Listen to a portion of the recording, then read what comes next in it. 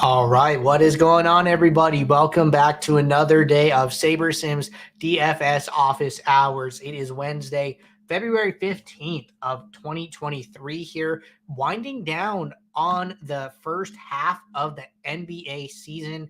We have a 10-game slate tonight, followed by a 3-gamer tomorrow, followed by the NBA All-Star break. No NBA regular season games from February 17th through February 22nd. So we'll be a little slow on the NBA discussions, but we'll still have plenty to talk about. We got hockey, we got golf, we got NASCAR starting up this weekend. I believe we also have an MMA card. So should still be plenty to talk about. For those of you who are new here, welcome. My name is Andrew. I'm one of the coaches over here at SaberSim. This is a show where we go over how to use the SaberSim app, answer any and all DFS-related questions that come in the Office Hours channel. In our Discord server, there's a link in the description below to get joined in. If you are not in our server already, you can also ask questions live in the YouTube chat. We will get to all the questions before the end of the show. So to go along with our 10-game NBA slate, looks like we got a 6-game hockey slate. I know golf is teeing off tomorrow. So get your questions in now. Now is always a good time to get those questions in and keep us rolling here. Had a couple questions in the Discord to get us started. And it looks like the first question came in yesterday from Moose Call. And the question was, let me get SaberSim pulled up actually really quickly here. Question was, how much do the Sims take into account blowout risk when coming up with player projections?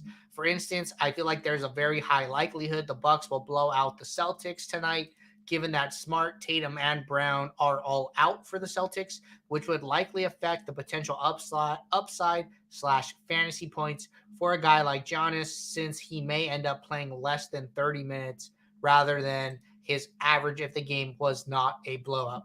So I got back to Moose Call yesterday, and basically what I said was that the Sims take into account a wide range of game outcomes. However, if you want to favor a certain type, the best way is to change the team totals closer to what you believe the actual score will be. By doing this, we will favor game sims that are closer to that outcome when we go to build your lineups. So basically what happens is, the team totals that you see, will take this Cleveland-Philly game, for instance, where it's about even, 108.6 to 108.5. And this is the average score, the team scores across our entire Sims. A team cannot score 0.6 points or 0.5, but it is just the average. If you think this game is going to be a blowout, and let's say you think Philly's going to win by 10, so you change it to what would be 113 to 103 in favor of Philly, what we're going to do is that we are going to exclude some game sims where Philly scores low, and then we are going to exclude some game sims where Cleveland scores high, in an effort to get the new mean score closer to what you have set it at. So by changing the team totals, that is in a way the best way to try and get a game script that you like. So that will lead to more sims along those score lines being used. So that's why I suggest that. But good question there. Looks like Moose Call was happy with the answer. If anybody has any questions about it, just let me know. But going to keep rolling here. Next question came in from CBrad105. And it looks like this is 2 questions here. First part is, are there any free-to-use sites like Basketball Monster, but for NHL? And yes, there is. The most popular one, which M. Dumbluski was nice enough to answer for me, is Left Wing Lock, LWL. It is a very popular hockey website. They do a really good job of updating lines as news comes out throughout the day, throughout the night. And I would definitely check out Left Wing Lock if you have not before. Second part of the question was, when you set your min and max exposures, is there a way to have your lineups being used to match the exposures? So I guess it depends kind of where you're setting it at, right? If you are setting it in the home screen, then, that is like an input to the builder, and the exposures that you set, the builder should like very closely reflect those in the post build. I wouldn't be like too hard and fast about it. Like, oh, I set 30 and it gave me, 32%. Like, what is it doing? Like, the builder is going to try and get you as close to those exposures as it can. I would say give it, plus or minus 5% in either direction and kind of be happy with that. Or, you could also set it in the post build. We do like prefer users to set it in the post build. On Monday, Jordan gave a really good explanation of why that is when talking about NFL Showdown and some Super Bowl lineup review. Basically, what can happen is that, if you say we have to use, let's say 100% LaMelo lineups, we could take a sim where he does really bad, but now that, he is basically being forced into the lineup, that is salary that is taken away from somebody else who could have had a good game. That is a positional, a position that could have been used for somebody else who had a really good game in that scenario. So by setting those min and max exposures in the home screen, you are affecting the sanctity of the builds of the sims a little more, as opposed to just handling it in the post build. So I would always suggest try to handle those adjustments in the post build first. And if you're running into issues, make sure that you're building the max number of lineups for your pool size for whatever plan you are on. And then if you're still having issues, then I would do it in the home screen. But I would take those first two steps of post build, increase pool size, then home screen min and max exposures. I think that is probably the right workflow, the right sequence to go through to get what you want. All right, good question there, C. Brad. Scrolling down here, next question is from Cash Money here. Cash Money said, how much does the golf model change each week given the course type? For example, does the weighting across the big four metrics of approach, shots gained, driving, short game, and putting shots gained change each week? Is there a video that talks about this? So yes, Cash Money. But first off, let me point you to a good YouTube video. We made a lot of adjustments to our golf model this year, and you could find that under playlists, and you can find it under Crush Golf DFS in 2023 with simulations. This is a breakdown we had in this top video here, this Discover the Power of Golf DFS simulations. We had Will and Eric, our two data scientists, who basically built the golf model or revamped it for this season. We had them on. They explained a lot about it. We use a hole by hole sim, and we do take into account, course changes, like especially with the last couple of weeks, player, like I think the last tournament was on 3 different courses. They would play one course, play a different course, play the third course, or so like we understand those splits. We understand it for Showdown. Really big part of like they're playing on one course that shoots easier than another course that shoots harder. That's really important for, round 1 Showdown, round 2 Showdown, round 3 Showdown, whatever it is. So we are taking into account the different course types, how those courses play, all of this, all of these statistics that you're mentioning. That is all worked into the model. I would check out this Discover the Power of Golf DFS simulations video. And then if you have any more questions, like specific to, kind of the golf model, I would throw it in the golf channel in the Discord. Our teams are around, coming on these shows. You kind of only got to get access to me unless I have to go back to the team. But if you post questions in Discord, everybody gets to see that, everybody on the SaberSim team, and they can jump in and respond to some of your questions in the Discord. That's another great part of being in the Discord. Matt is really active, Ben's really active, Jordan's really active, Will and Eric will jump in, Chris too, Scott too. So, you kind of get whole access to the team in the Discord. So I would check out this video. But just to answer your question one more time, we are taking into account all of those things you said. So hope that gives you a little bit of clarity and gives you a little bit of a sigh of relief. All right. Simple Chef has a question here. Question is, with NBA being the least correlated sport, why would we have the correlation slider on at all? I'm sure there's a reason, but help me out.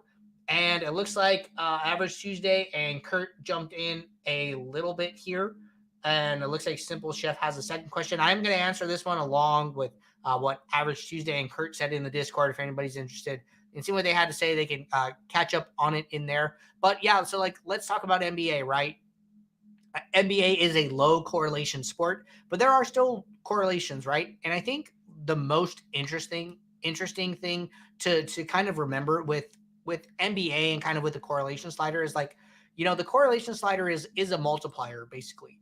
And what it is going to do is it is going to essentially we're gonna bucket the sims, we're gonna randomly sample the sims, and then for particular for the players that come out, we're going to provide a multiplier based on the correlations to other players on their team, in their game, etc.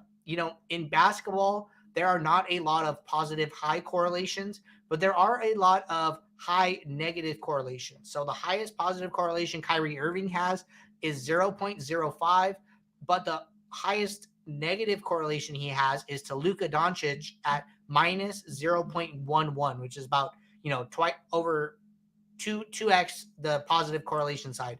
So, what the correlation slider does most of the time, and in my opinion, is that it prevents you from getting these lineups that have two high salary guys that basically if one is shooting, that means the other is not, and that is less fantasy points for that other person. It does a really good job of keeping those kind of players out of lineups or only playing them at a frequency where they overcome that negative correlation multiplier in the sims. So, I think basketball heuristic is like, don't play, two players over like 10K salary or, two players over 40 points. And people will set that as a rule on a traditional optimizer that is not using simulations, where it is harder to take into account the frequency at which that makes sense to roster those players together.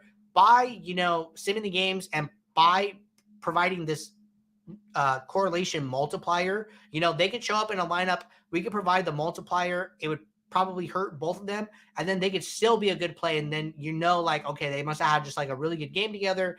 And it's not that these things never happen. They happen at a lower frequency. So a lot of people are like, you know what, don't even let me take it into account. I'm just going to forget it. But with SaberSim, with the way we handle this, you are able to take it into account and play that combination at a rate that makes sense. So that's why I really like the way we handle it with the correlation slider. Another good thing to note about the correlation slider is that we don't really care about average correlations. We don't care how Kyrie Irving correlates to the rest of his team. When he has a 25th percentile outcome, when he shoots really badly, scores really badly, the correlations that we care about are the correlations that players have to other players in the same game when they get their 95th percentile, when they get their 99th percentile, when they score really high. We want to know what those correlations are. So that's what our correlation slider does. It takes into account what we consider upside correlation and favors those outcomes and provides multipliers based on how players do when they score really well. So that is what is happening with the correlation slider. It is at a low setting, but that only makes sense for the type of sport that we're playing here. We don't want, big 5-game stacks, big 4-game stacks like you would want in something like MLB. When MLB comes around, you're going to see this slider get up to like 7, 6, 7, 8. And, it's relative to the sport. So I think the correlation slider does its job and is at a necessary level for the sport type. But really good question there. All right. Let's see. That is our last question in the Discord. Looks like we have 2 questions in the YouTube chat. If anybody has any questions, now is a great time to get them in here. First question was from Cortez Martin. Said, how do I upload exported projections correctly? When I tried to do it, all it did was override the SaberSim projections. How do I set it up to sort by average? Okay, good question here. So if you so the way you would do this, right? You would go to this upload button where it says upload player projections. You can either copy and paste in the data, or you can upload a CSV that you download, and you just upload it. We'll match the column headers. I would always give the column headers like a once over here and just make sure that everything is matching up correctly. Then you hit save. what's going to happen is the uploaded data is going to go into this my proj and my own column. From there, what you can do is if you are on the pro plan, you can save the projections or the ownership or both, and then you can name it, right? So I'm going to save it, and then, I'm just going to say mock here. I'm going to hit save. It's going to create a new column that says mock projections. And then what I can now do once I hit save is I can average the two projections, which is now this new average projection column. I can weight the projections to, maybe I want to favor SaberSim like a 75-25 split here, and then do something like that. I would just have to name it, and then I can just hit apply, and then now that weighted average is an option for me to use here. So if these are things that you could do if you're on the SaberSim Pro plan. I believe if you are not on the Pro plan, you do not have the ability to do the averaging and the weighting, but you could still use the upload column, and then you could still use your custom projections in SaberSim. So that is how I would go about doing that. And let me know if you have any follow-up, Cortez Martin. All right. Next question here from Chase Holland said, is NASCAR a sport where the optimal is often what you need to win, like a showdown? Chase, I would say that, it is probably very close.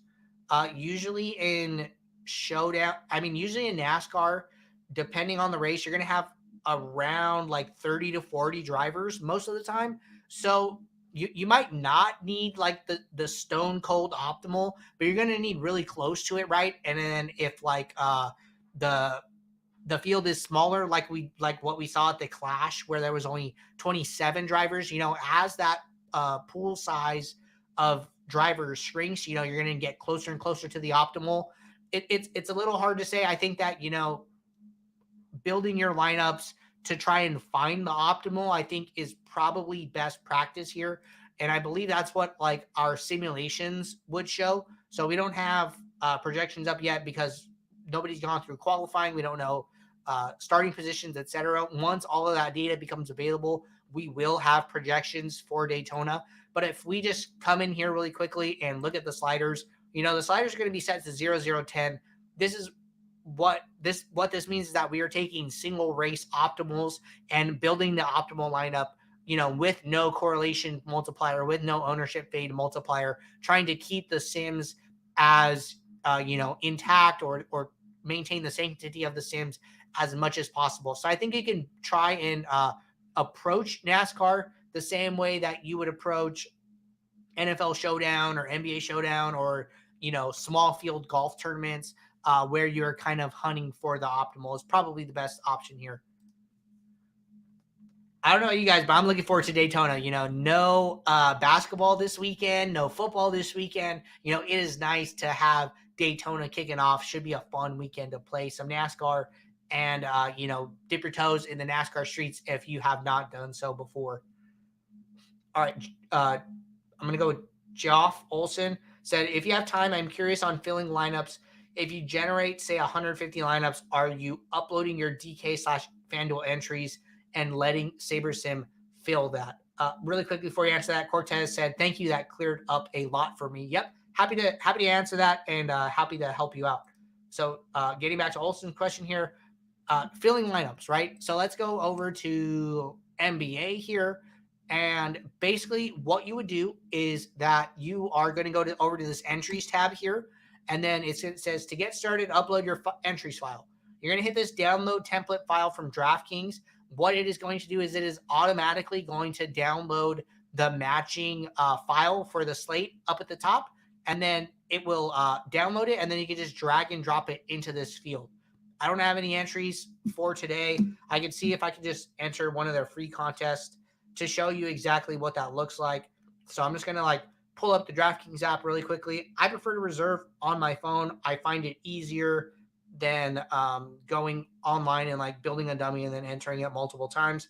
I just scroll through here and reserve with no entry and then get it uploaded. So I just did one entry right here. I'm just going to click this button. It will automatically download the file for me. And then I can just drag and drop it in here. So now, boom, my entries file is loaded. I just have the one entry here, but that's fine. It could be, as many contests as you're playing. There's like no cap here. And then what you would do is you would build your lineups.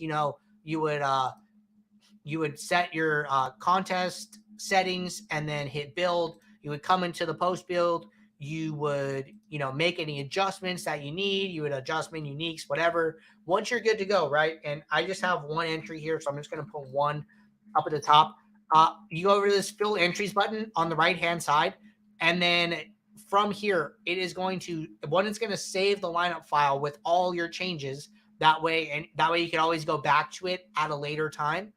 And then you're going to hit fill, and then it's going to show the entries file that you just saved. It's going to show your fill method. It's set to unique rank by default.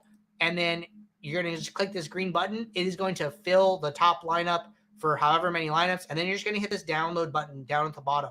So you can either hit this download button, or you could click this little sidebar that says download and open DraftKings. When you click this download and open DraftKings, it is going to take you directly to the page where you upload your CSV at. And it will download a file. You'll go to DraftKings, and then there will be a page that says upload entries, upload CSV. You just click that upload CSV button, and then you just select the file that you just downloaded. It's usually like, I just, in my file entry, it's always like, most recently downloaded is at the top, and then you just click that file and you upload it, and then you're done. So that is how you do it. If you're looking for like a tutorial on how to do that, what I would suggest is, and I'm just going to pull this up really quickly here,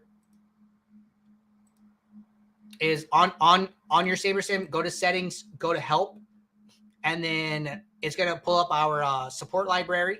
What you can do is how to fill your entries right here. It's a tutorial. It's a 5-minute video, shows you how to upload for DraftKings, for FanDuel, for Yahoo, and how to get your entries from SaberSim into the sites. So I would check out this tutorial. Should be a helpful watch for any questions that you may have along those lines.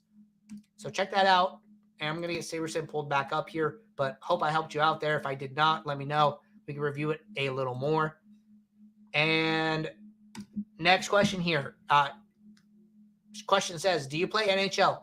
If so, what kind of process do you follow? Thanks. So I'm actually not an avid NHL player. I do have some tickets upcoming this week with NBA on break. FanDuel's been like running a bunch of satellites for NHL, I believe, on Friday. So going to be dabbling in it a little bit.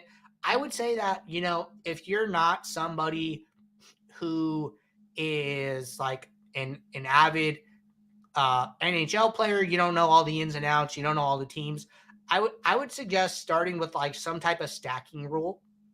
And the reason I say that is because, one, NHL is a highly correlated sport, and I bet you probably, like a lot of casual players, enough of the field is probably not stacking, where just having a baseline stack probably makes sense. And if I'm saying anything wrong, Scott or somebody from the team who is a NHL player can probably correct me here. But I think that, starting with some type of stacking rule as a baseline is a good starting point, I guess, is what I would say.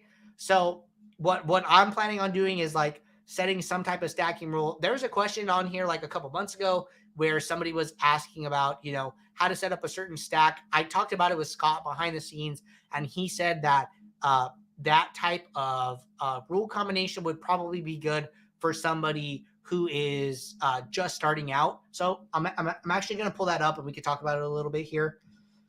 So it looks like the first rule here that I am probably going to be going with is 2 separate rules, at least 3 from the same power play line.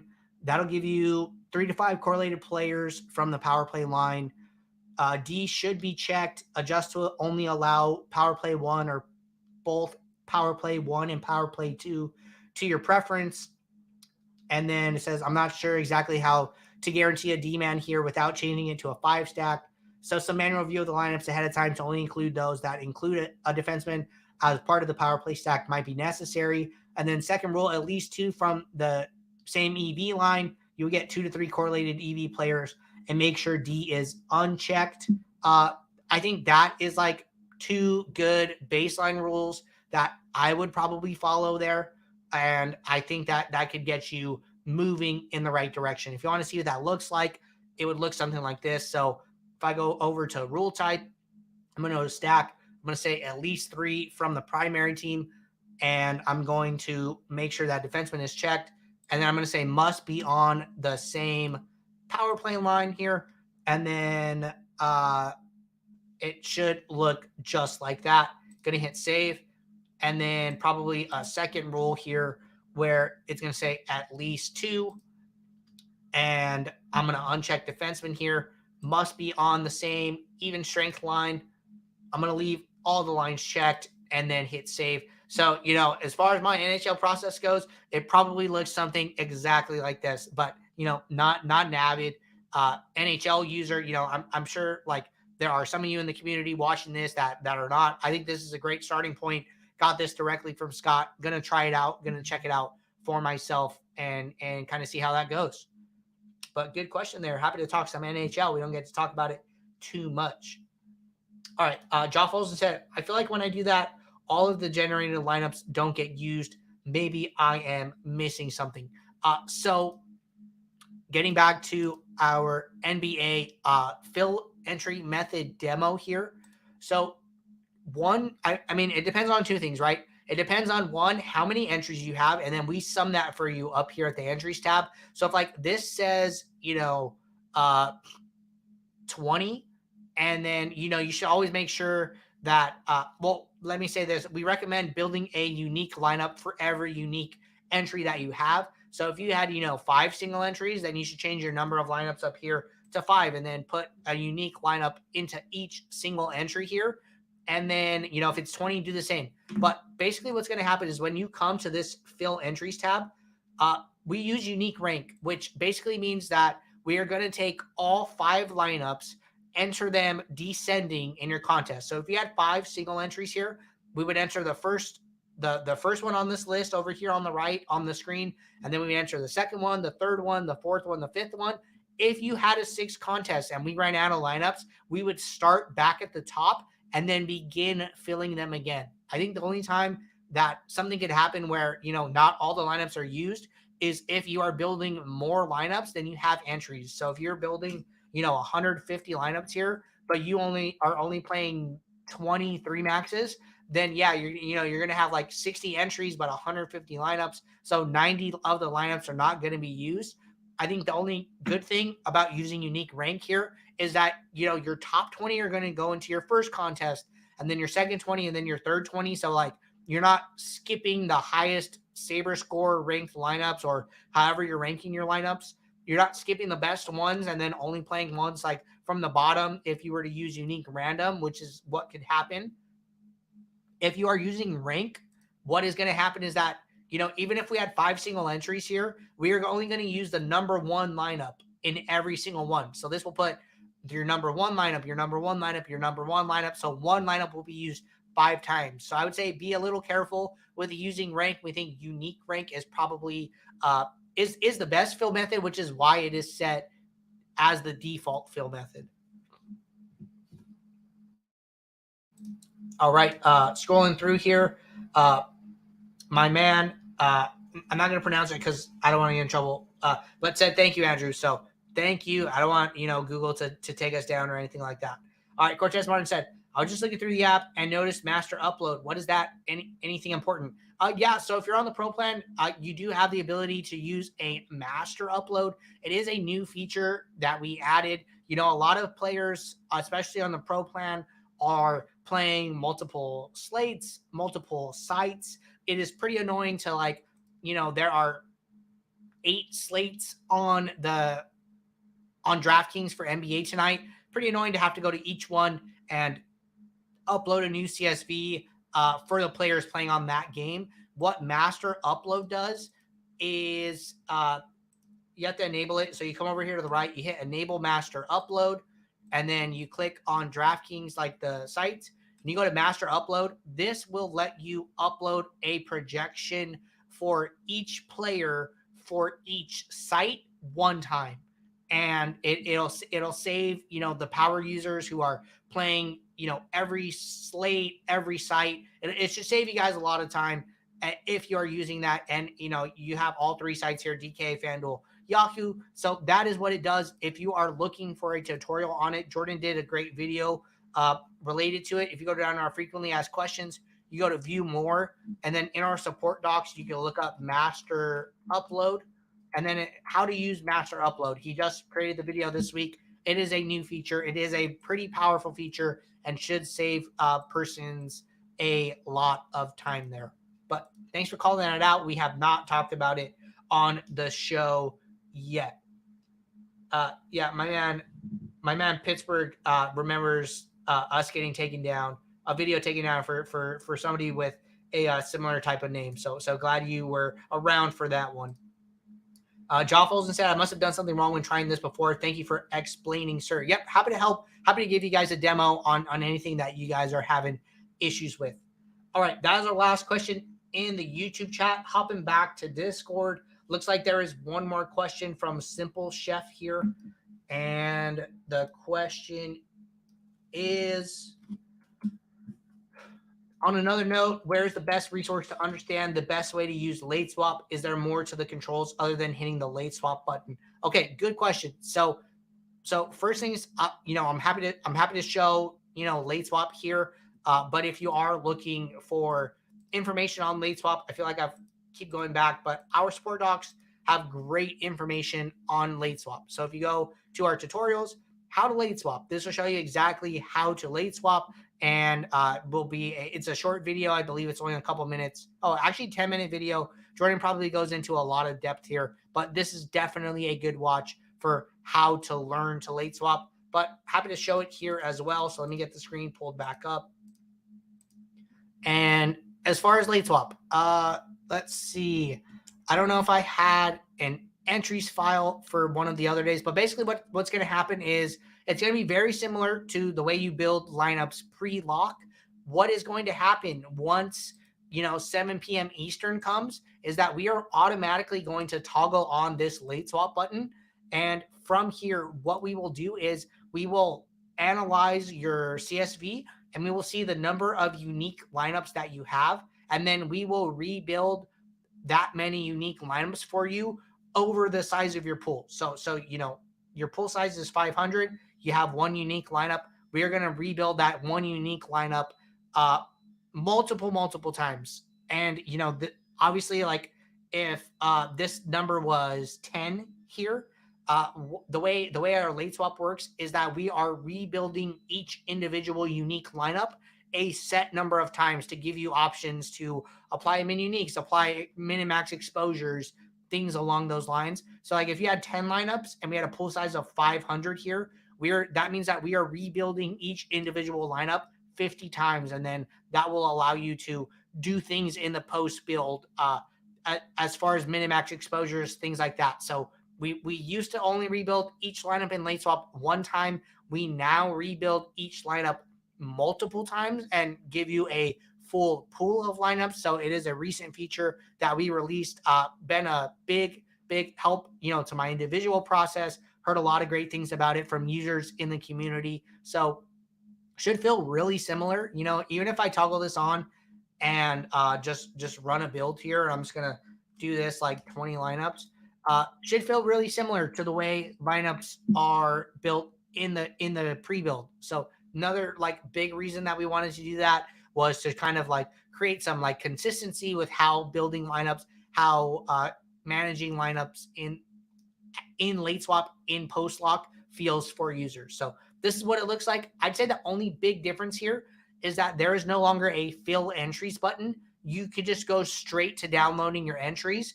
And then from here, you can just click this and then upload directly to the site that you're playing on. So, which in this case would be DraftKings. So you just click this green download. This will give you the CSV, and then you can just go straight to uploading it.